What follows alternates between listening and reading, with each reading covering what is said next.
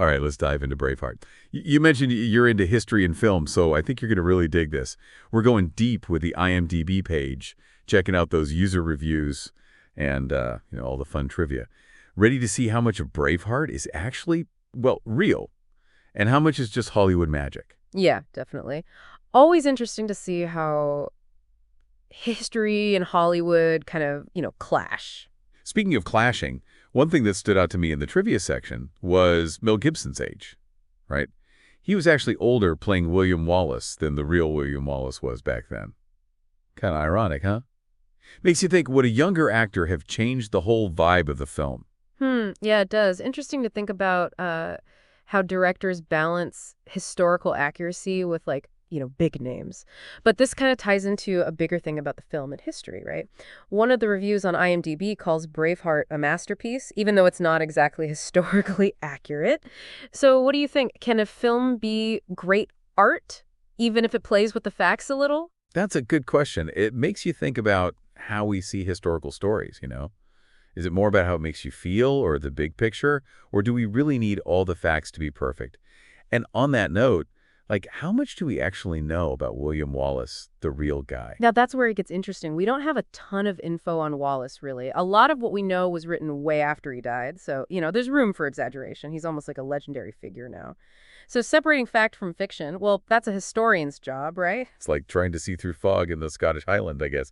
So we have this movie showing Wallace as this big hero fighting for freedom, but the reality might be totally different. Exactly. And that makes you wonder how much a film like Braveheart shapes how we understand history, even if it's not completely accurate. Let's talk about playing with facts a bit.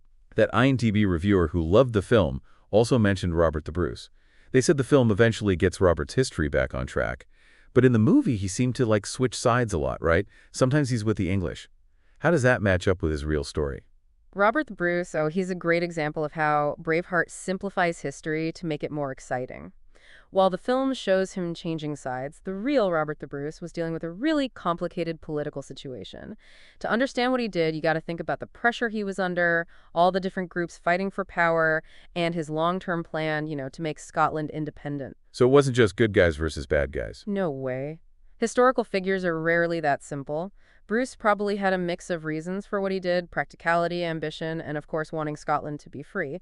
But his way of getting there, definitely not straightforward. Sounds like Braveheart took some liberties with his character then. For sure. The movie made his stories simpler for the sake of the plot, but it makes you think, right? If they aren't totally accurate about important people like Robert the Bruce, can we really trust the movie to show us the bigger historical picture? Good point. Makes you realize how much research goes into making historical films. Balancing entertainment and accuracy, man, that's got to be tough. It's like walking a tightrope. Filmmakers are storytellers first, but when they tackle history, they kind of have to, at least try to show how complex the past really was. So what do you think about how the film portrays the historical setting? Did they capture what Scotland was like during those wars, even if some details are off? Well, to really get into that, I think we need to talk about the Wars of Scottish Independence a bit more. It wasn't just a simple rebellion. It was this whole complex situation with deep roots and consequences that lasted a long time. And to understand that, we got to look beyond the movie, ready to go a bit deeper. Yeah, let's do it. I bet our listener is ready to see what was really going on behind the scenes of Braveheart, so to speak. Okay, cool. Let's start with what led up to the whole conflict, the main players, and the political climate back then. This will give us a solid base to understand the film's historical context. All right, so what events set the stage for all this? What was happening in Scotland and England that made them clash? To get that, we got to go back a bit further. The late 1200s was a time of serious tension between Scotland and England. When King Alexander III of Scotland died in 1286, he didn't have a clear heir, and that caused a power vacuum. Whoa, hold on. Sounds like there's a lot more to this story than Braveheart showed us. This is where it gets juicy. We're going to see what really shaped the events of the film. You got it. Braveheart focuses on William Wallace and the Battle of Stirling Bridge, but that's just one part of a much bigger story. To really understand it all, we need to look at what happened before the wars, all the power struggles and political games that set things up for Wallace. What about those power struggles? Who was fighting for control in Scotland back then? Well, with no king, several people thought they should rule, each with their own claims and ambitions. This whole succession crisis, they called it the Great Cause, it caused a ton of instability and intrigue. I'm guessing England saw this as a chance to jump in, right? You bet. Edward the First of England, he was a powerful and ambitious king, and he saw this as a way to take control of Scotland. He basically said he'd decide who the next Scottish king would be, meddling in their business. Of course, lots of Scots weren't happy about this, and that's where the trouble really started brewing. Wow, so things were already super tense even before William Wallace shows up. Exactly. Braveheart makes it seem like a simple fight between the freedom-loving Scots and the tyrannical English, but like always, the real story is way more complicated. So how does knowing all this change how we see the movie? Well, it shows that looking at the conflict just through the lens of Braveheart isn't the whole story. The film portrays the Scots as united, wanting freedom, but in reality, Scotland itself was divided. Some actually sided with the English for their own political reasons. So even within Scotland, it wasn't just a simple youth versus them situation. You got it. There were all these shifting alliances, competing interests, and complex loyalties within Scotland itself. Understanding those divisions gives us a much better picture of the whole conflict. Okay, so we've got this powder keg of a political situation. No Scottish king, ambitious contenders, and England meddling in everything. Sounds like the perfect recipe for a war. So how did it all explode into the wars of Scottish independence? One of the biggest turning points was when Edward Tye tried to force his control on Scotland. He demanded the Scottish nobles swear allegiance to him, and he even tried putting English officials in charge of Scottish castles. This heavy-handed approach made a lot of Scots resist, and that really fueled Scottish nationalism. So that's when things really blew up. Exactly. People resented English rule more and more, and rebellions started popping up all over Scotland. And that's where William Wallace comes in, right at this key moment. Feels like we're finally getting to the Braveheart part of the story, but now we understand so much more of what was going on behind it all. Precisely. And that's so important for understanding the film, what it does well, and where it falls short. It helps us see how they took this complicated history and turned it into an exciting story, even though they simplified things a lot. So, knowing all this, does it change how you see the movie's portrayal of Wallace? It definitely adds more depth to his story. He becomes more than just a charismatic leader. He represents the frustration and hopes of people fighting against being controlled by another country. It's like we're seeing him in a new light, shaped by this really complex historical moment. Exactly. And that understanding lets us appreciate both the film's powerful storytelling and the parts where it doesn't quite get the history right. Okay, we've laid out this whole intricate historical situation, the succession crisis, England interfering, tensions rising, and finally the rebellion explodes. Now I gotta know, where does Braveheart fit into all of this? How does the movie's story line up with these historical events? Well, Braveheart starts in 1297, right when the rebellion is getting stronger. It mainly focuses on what William Wallace does, his early wins, his attempts to get the Scottish nobles to unite, and then, his tragic end. Okay, so it's focusing on a specific chapter in this big conflict. But does it actually show what happened in that chapter accurately? That's where it gets a bit tricky. The film captures the feeling of rebellion and Wallace's charisma, but it does play fast and loose with some of the historical details. Can you do us an example? Sure, take the Battle of Stirling Bridge. In the movie, it's this big win for the Scots, with Wallace outsmarting the English army. But in reality, the battle was more complicated. It involved strategy, using the landscape to their advantage, and yeah, a bit of luck for the Scots. So they amped up the drama for the big screen. Yeah, pretty much. They shortened the timeline, simplified the battle tactics, and made it more emotional for the viewers, but that meant they also skipped over some of the nuances of the real battle. Makes sense. It's a Hollywood movie, not a history documentary, right? But knowing those differences helps us enjoy the film while also understanding its limitations as a historical source. Exactly. It lets us engage with the film on different levels, as entertainment, as inspiration, and as a starting point for learning more about the real history behind the legend. This is so interesting. Feels like we've just started peeling back the layers of the Braveheart story. So what happens next in this epic tale? What other historical events or figures does the film deal with, and how does it portray them? Well, after Stirling Bridge, the movie shifts to Wallace trying to get all the Scottish nobles to fight Edward I together. This is where we meet Robert the Bruce, who, as we said before, had a much more complicated relationship with the English than the movie shows. Yeah, his character really stuck with me. It felt like they were making him this, conflicted guy, torn between being loyal to Scotland and wanting power for himself. Right, and that inner conflict, while it makes for the story, doesn't really show how complex the real Robert the Bruce was. Remember, he was caught in a web of political alliances and rivalries. His decisions weren't just about personal ambition, they were calculated moves in a bigger game. So what was he actually trying to do? What factors influenced his decisions? Well, remember that Bruce, like many other Scottish nobles, had sworn loyalty to Edward I at some point. This wasn't necessarily because they genuinely supported the English king. It was more of a strategic move to protect their own interest and stay in a position of power within Scotland. So it was like they were walking a tightrope, trying to keep the English happy while also working towards Scotland's independence. Exactly. It was a very delicate situation, and Bruce was really good at navigating those shifting alliances throughout his life. He wasn't just switching sides randomly. He was a smart political player who ultimately chose to fight for Scotland's independence when the time was right. Okay, so Braveheart doesn't tell the whole story about Bruce, but did they at least get his alliance with Wallace right?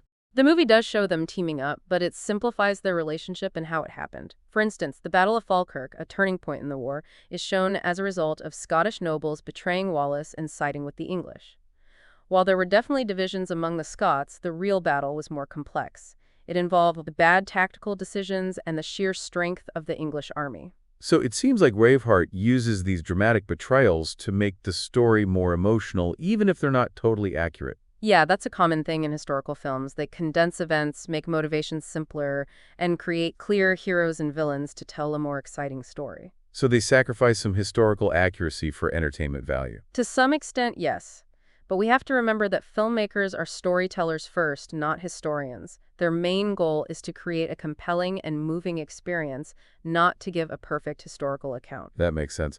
But for someone like me who's interested in both history and film, it's fascinating to see how those two things come together, even if it's messy. Absolutely. I think Braveheart is a great example of how that can happen. We can enjoy the film while also digging deeper into the real history it's based on. Speaking of enjoying the film, one thing Braveheart definitely nails is the scale of those battles. Those scenes are just pure cinematic adrenaline. Visually, they're amazing, and even though the choreography and scale might be exaggerated for Hollywood, they do give you a sense of how brutal and chaotic medieval warfare was, though the reality was probably a lot less glamorous and way more gruesome. I was just thinking, no amount of blue face paint can really capture the horrors of war. But hey, that's movie magic, right? Yeah. It's about finding that balance between spectacle and substance.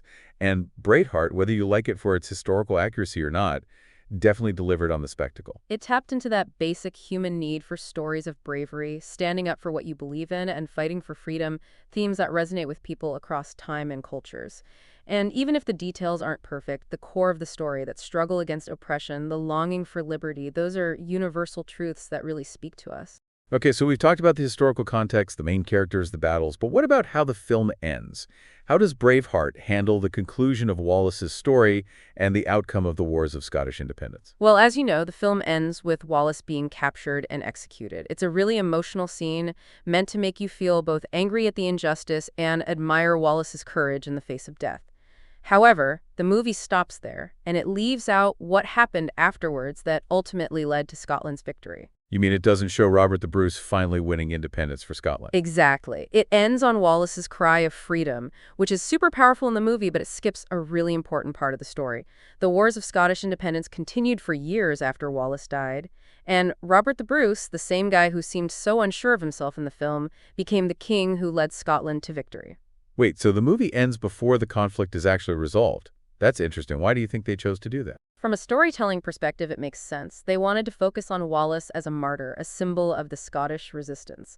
Dating the film with his death emphasizes that image of heroic sacrifice, but by leaving out what happened next, they also kind of imply that Wallace's effort were all for nothing, which isn't really true. So the film, in a way, creates its own version of history, one that prioritizes emotional impact over historical completeness. Exactly. It reminds us that films, even ones based on real events, are ultimately works of fiction. They pick and choose events, interpret them, and rearrange things to create a specific narrative, one that fits the filmmaker's vision and what the audience expects. That's a really important point. It makes you think about the responsibility filmmakers have when they deal with historical subjects. They can shape how people see the past, and that's a big deal. Absolutely. Filmmakers have a duty to be honest and thoughtful about history, even if they take some creative liberties to make the story more dramatic.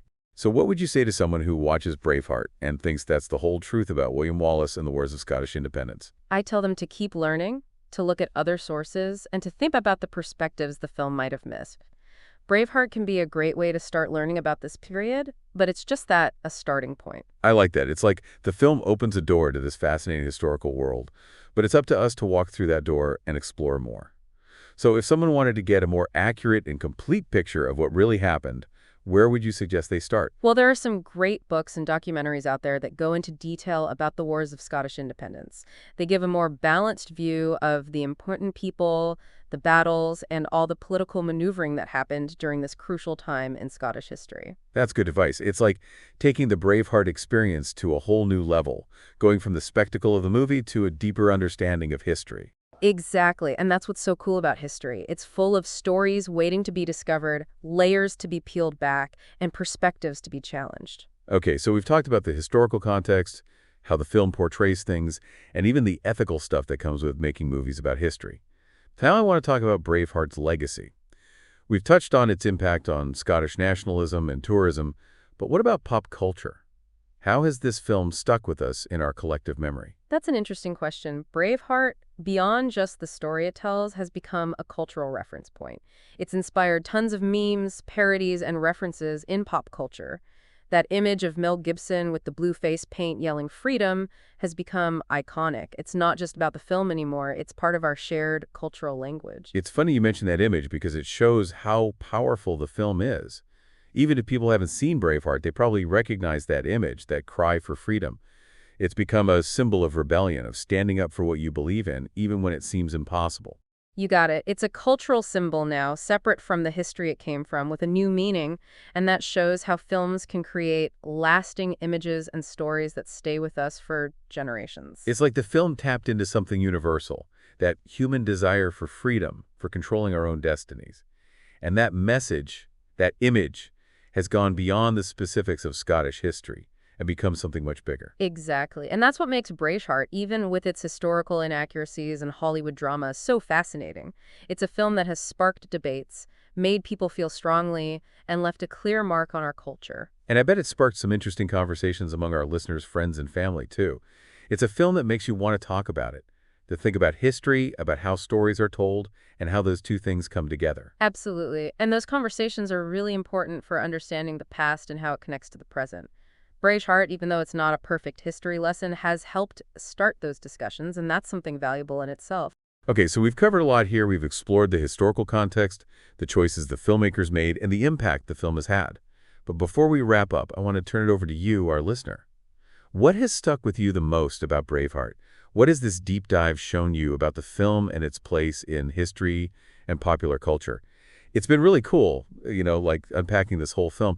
I think what's really gotten to me is how Braveheart walks that line between being a historical drama and a big, epic spectacle. Yeah, it's a tough balance to strike, and Braveheart really shows both the good and the bad of historical filmmaking. It captures that feeling of rebellion, the desire for freedom, and how messy politics can be, but it also, simplifies things for the sake of drama. And that simplification, I think, is what makes it such a gripping movie. You got those epic battles, those speeches that get you pumped up, the clear good guys and bad guys. It just creates this powerful experience. Definitely. That emotional impact is why Braveheart has become such a cultural icon. It's not just a movie anymore. It's something people refer to when they talk about history, freedom, and the power of stories. It's also sparked a lot of debate about, where's the line between historical accuracy and artistic freedom?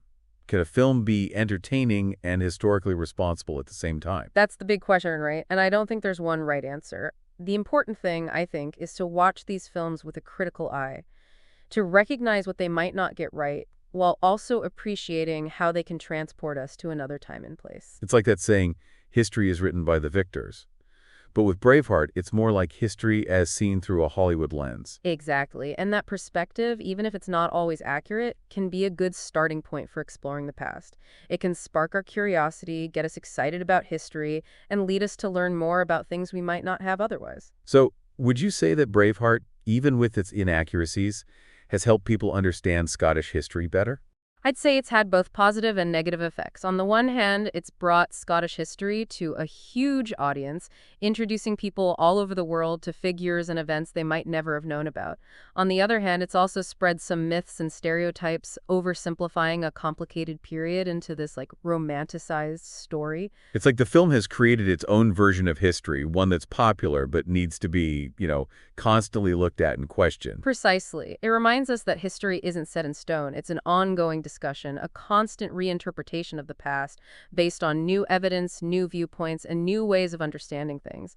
And films like Braveheart can be part of that conversation, even if they don't always get everything right. So where does that leave us? How should we approach historical films like Braveheart from now on? I think the key is to be smart about it, to be aware of their limitations while still enjoying them as stories. We can enjoy the spectacle, the drama, the emotional impact, but we should also be ready to dig deeper to see what's really behind the Hollywood facade.